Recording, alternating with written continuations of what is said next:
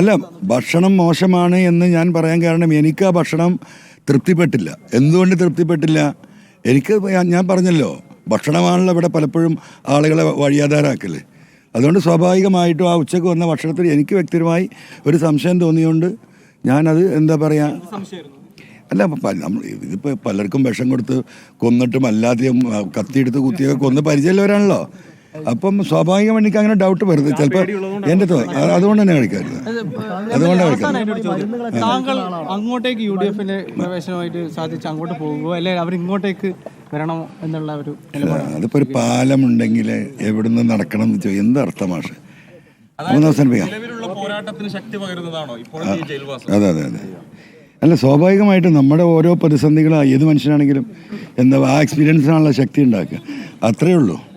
അപ്പോൾ എന്തായാലും പിണറായിസം, ഈ പറയുന്ന ഭരണകൂടത ഭീകരതയ്ക്കെതിരെ, പിണറായിയുടെ ഈ ന്യൂനപക്ഷ വേട്ടയ്ക്കെതിരെയുള്ള സമരം അതിശക്തമാക്കി മുന്നോട്ട് പോകും.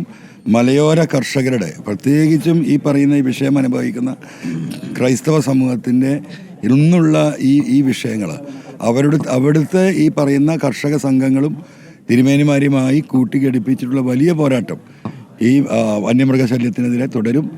ഈ നിയമം ഭേദഗതി ഒരു കാരണവശാലും കേരളത്തിൻ്റെ നിയമസഭയിൽ പാസ്സാക്കി എടുക്കാൻ അനുവദിക്കാത്ത തരത്തിലുള്ള പോരാട്ടം നടത്താനുള്ള വഴി ആലോചിക്കും.